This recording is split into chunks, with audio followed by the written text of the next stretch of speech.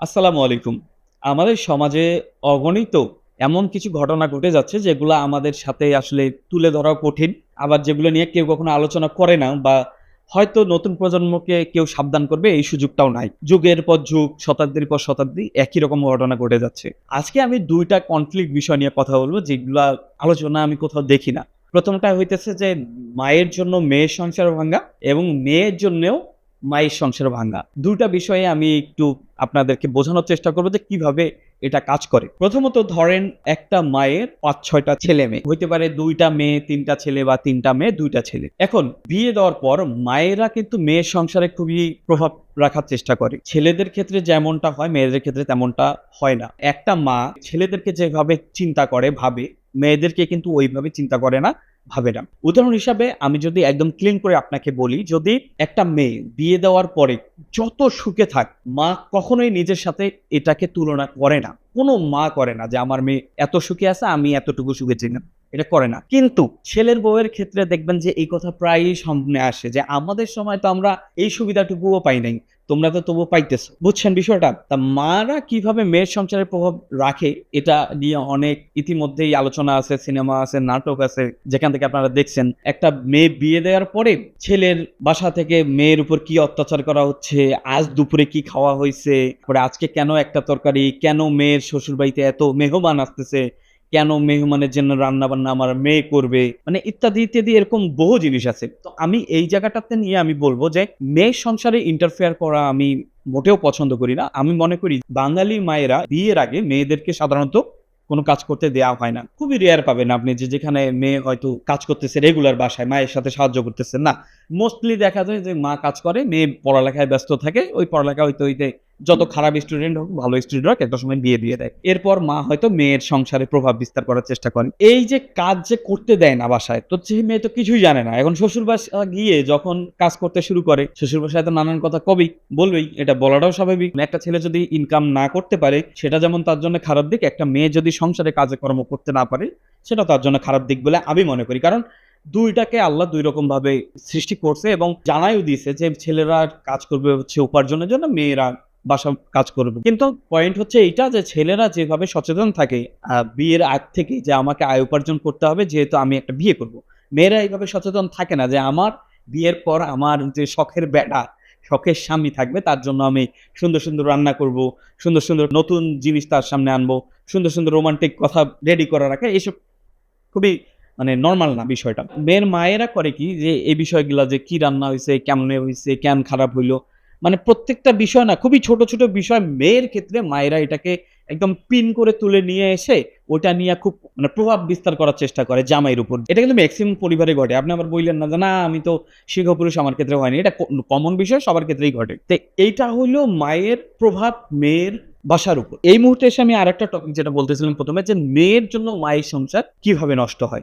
এটা কিন্তু বিপরীত একটা বিষয়। এটা আপনাদের কাছে একদম নতুন মনে হইতে পারে। দেখেন যখন মেয়েরা আবার সংসারে একদম পাকাপোক্ত হয়ে যায় তখন কিন্তু আবার ভাইদের বউদের প্রত্যেকটা ডিটেইলস আবার মেয়েরা কিন্তু ফলো করে। এটা দেখবেন যে কোন ভাইয়ের বউ কি করতেছে না করতেছে প্রত্যেকটা সংসারে। প্রত্যেকটা বোন খুব ক্লিয়ারলি ভাবে একদম খুব ভালোভাবে নোটিস করে যে এইটা করলো, ও এইটা করলো, রান্না ভালো হয় নাই। আম্মার সাথে খারাপ ব্যবহার করছে। অথচ নিজে যায় কিন্তু মানুষের অফিসে ঠিকই খারাপ ব্যবহার করে। মা শাশুড়ি যদি কিছু একটা বলে স্বামীর উপর নিজে খুবই তাল তোলে। যখন মেয়ে হয়ে মায়ের সংসার কিভাবে নষ্ট করে দেখেন এখানে এসে বলি যে একটা মানুষের জীবন কিন্তু ৫০, ৬০, ৭০ বছরের। দেখা গেল মেক্সিমাম ক্ষেত্রে হয় কি স্বামী আগে মারা যায়, পুরুষ আগে মারা যায়। তার বাবা যখন মারা গেল মেয়ে দেখা যায় যে বেশি, বেশি খোঁজ নিতে গিয়ে মায়ের তার ছেলের বউয়ের প্রত্যেকটা ছোট, ছোট ভুল ধরে। যে ভাবি তো এটা করতে পারত, ভাবি তো ওইটা করতে পারত, এটা কেন করল না? এটা তো কাজ করার বিষয়। মায়ের এই খেয়াল নেয়া হচ্ছে না, ওই খেয়াল নেয়া হচ্ছে না। অথচ নিজের বাসায় গেলে কিন্তু ৩ দিনের বেশি রাখতে পারে না। ওই পাঠায় দেয়।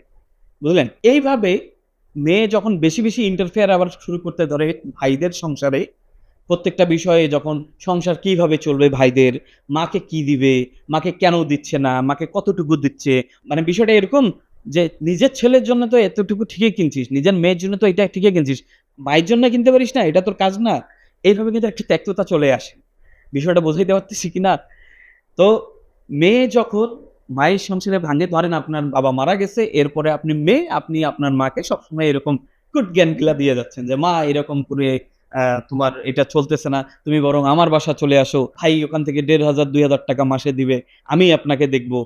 আমার মা আমার কাছে থাকবে।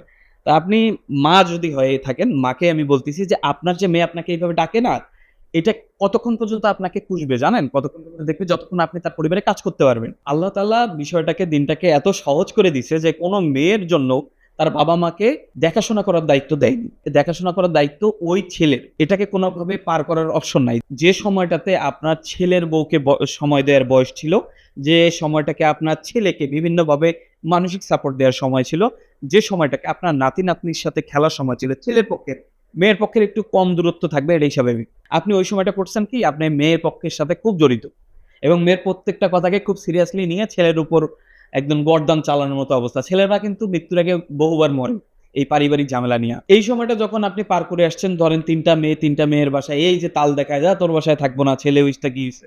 যখন দেখবেন যে আপনি চলতে ফিরতে পারতেছেন তখন হয়তো এই মেয়েদের বাসায় সময় কাটাইলেন। এই মেয়ের বাসায় ৫ বছর, ওই মেয়ের বাসায় ৫ বছর, ৩ বছর। এইভাবে চলতে, চলতে যখন আপনার সময়টা চলে আসছে যে এমন একটা সময়, যে সময়ে আপনি আর নড়াচড়া করতে পারেন না, চলাফেরা করতে পারেন না। এ সময় কিন্তু আপনার মেয়েরা আপনাকে দেখবে না। তখন বলবে যে, "মানুষের ছেলের সংসারে কি এত কিছু করা যায়? কি আমি তো জামাই। আমি তো আমার শাশুড়ির খরচ বহন করব না। এটা আমার দায়িত্বও না। এটা আমার মোটেও দায়িত্ব না।" তো এই ঘটনা কিন্তু সবার ক্ষেত্রেই ঘটবে। ওই মেয়ের স্বামীরাও বলবে যে, "না, আমাদের তো এটা দায়িত্ব না।" যদি এখানে ন্যাবড়াপানা মানুষ হয় সেটা হয়তো আলাদা হিসাব। নিজে না চললেও করবে। কিন্তু মেক্সিমাম ক্ষেত্রে করবে না। এই যে এখন এই পয়েন্টটা যেখানে এসে আপনি আর কিছু করতে পারতেছেন না মা হয়ে। আপনি এখন চলে আসছেন ছেলের সংসারে এবং ছেলের সংসারে বলতেছেন যে আপনার অধিকার আছে এই ছেলের সংসারে থাকার। ততদিনে আপনার ছেলের সাথে আপনার মানসিকভাবে এবং এফেকশন থাকার কথা, মায়া মহব্বত ভালোবাসা ছেলের সাথে মায়ের, এটার একটা বিশাল দূরত্ব ঘটে গেছে। আপনার ছেলের বউ, যার সাথে আপনার ঝগড়া করে হইলেও একটু দূরত্ব হইলেও থাকার কথা ছিল, সেখানেও আপনি নাই। সে যখন ফিল করছিল যে আজকে যদি আমার সাথে কেউ একজন থাকতো, এই সময়টা তো তার আমার সাথে থাকার কথা, তখন আপনি ছিলেন না। আপনার যে সময় আপনার নাতি একটু সাপোর্ট দরকার ছিল। হয়তো একটু ছোটবেলায় কোলে নিতেন। সেই সময় আপনি না নিয়ে আপনি ওই মেয়েদের সাথে ঘুরছেন। এখন এসে আপনি দাবি করতেছেন যে আমার অধিকার। আপনাকে হয়তো দেখবে কিন্তু সেই যত্ন, মায়া, ভালোবাসাটা আপনি পাবেন না।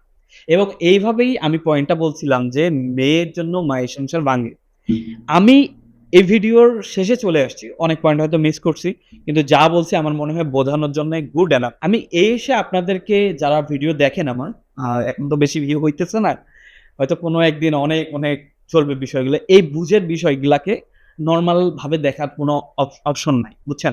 এই বিষয়গুলা জীবনের জন্য খুবই ইম্পোর্টেন্ট। দেখবেন যে জীবনের যদি আপনার নিজের সংসারে যদি শান্তি না থাকে, আপনার যত টাকা-পয়সা থাক, আপনার পরিবার মানুষের কাছে যত সম্মানিত হোক, আপনার তো পরিবারের ভেতরে শান্তি নেই। আপনি দেখবেন যে জাহান্নামে ঘুরতেছেন। এই বিষয়গুলো খুবই জরুরি। আমি মনে করি যে প্রত্যেকের যারা এই ভিডিওটা দেখতেছেন, যারা দেখবেন, যারা ভবিষ্যতে শ্বশুর-শাশুড়ি হবেন, এই বিষয়গুলো মেইনটেইন করবেন। আপনার দায়িত্ব আপনার ছেলের কাঁধে দিবেন। আপনার মেয়ের কাঁধে না। আর আপনার মেয়ের কথায় কোনদিন নিজের ছেলের সংসারকে প্রভাবিত করার চেষ্টা করবেন না। এটাই ছিল আজকের ভিডিওর আমার আ যে একটা মেসেজ সেটাই। তো আজকের ভিডিও এইখানেই শেষ করতেছি। দেখা হবে পরের কোনো এক ভিডিওতে। আসসালামু আলাইকুম।